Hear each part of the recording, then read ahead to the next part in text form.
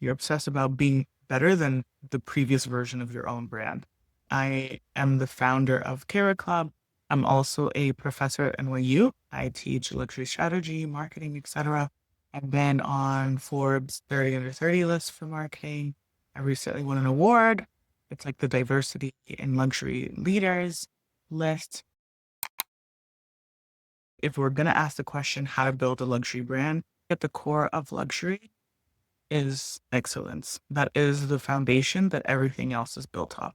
I don't think it's the only thing that you need, but I think that's where you start. If you don't have excellence, if you're not masterful at something, the rest of the things that you need to build up to having a luxury brand, it's almost irrelevant if you don't have excellence at the foundation. You have to treat what you're doing like an art form. And I think luxury really is that bridge between the worlds of art and business. If you're creating a luxury brand, you can think of your offerings, your services, your products, whatever it is that you're doing, you should be thinking about those as a body of work that you're going to be leaving behind. Similar to an artist, what's the body of work that you're creating? It's not just about existing in the market and the day-to-day parts of business, but really leaving something behind that has its own imprint. I think mastery is just such an important part of that. Focus on what you want to be really good at.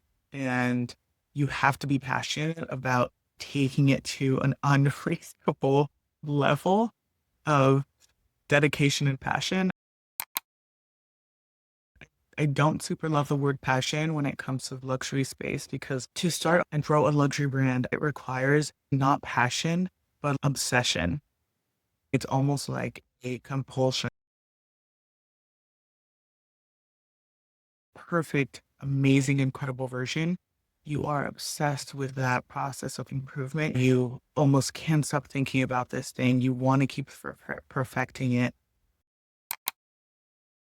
And that obsession is what is going to take you through those periods where things might not necessarily make sense, or maybe there isn't a market for what you've created yet. So, for example, men's wristwatches, Rolex starting up. The market for wristwatches was for women.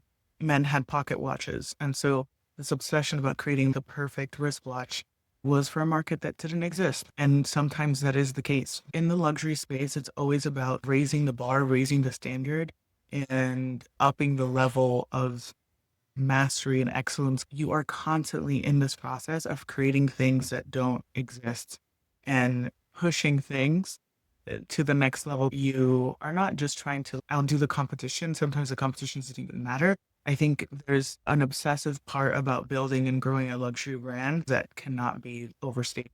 The person that has that level of the obsession will always beat out the person that is just seeing this as an interesting market or business opportunity.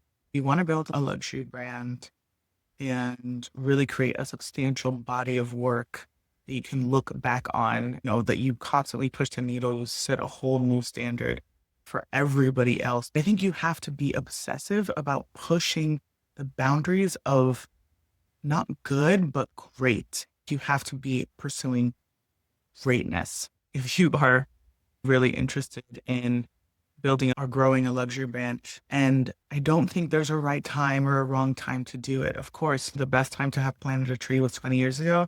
The next best time is today. If you started your brand as a luxury brand, that's incredible. It's amazing.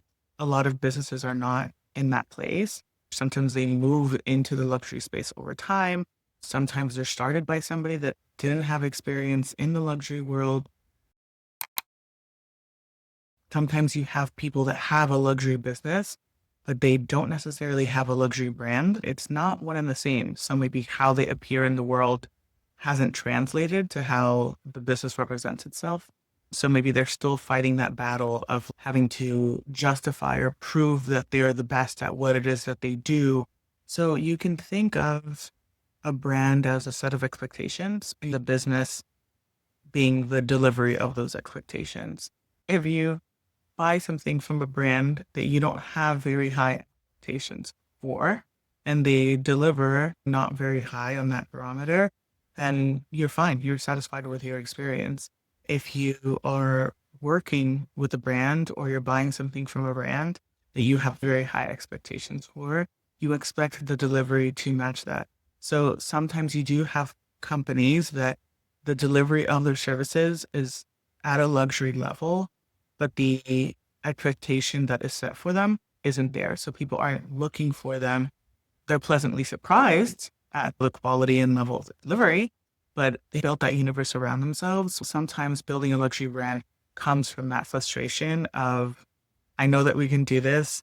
I know that we're the best at this, and I want to be recognized as such. So it's never too late to work on the brand. If you have a luxury business, you've been in business for a while, but you haven't figured out the branding part, even if you did figure it out 50 years ago, branding is something you have to continuously figure out.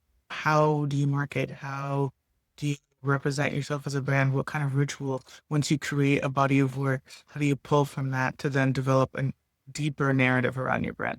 So it isn't this thing of like, when I first started this brand, I should have thought of this, and now I'm past that point. Branding is not anything like that.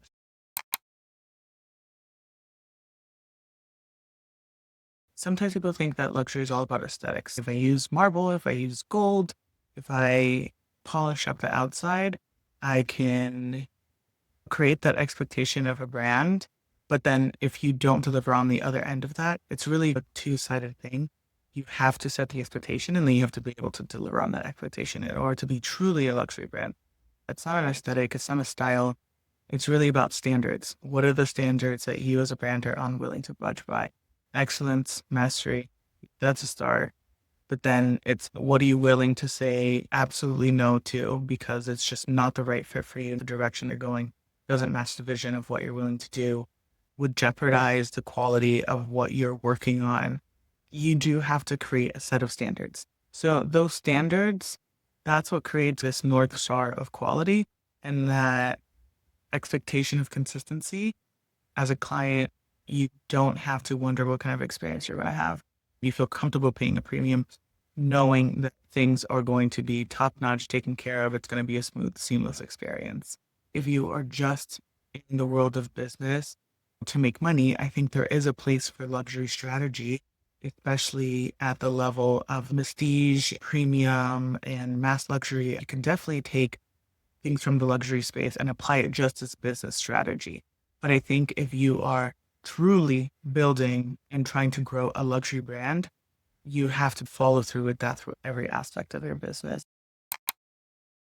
Sometimes it is the hospitality and the service. Sometimes it is about like these tiny little details. There's so many different ways to do luxury. If you're a luxury brand, you have to figure out what's your obsession, and that's going to become your unique perspective, your unique point of view of what you can bring to the table that no other brand can.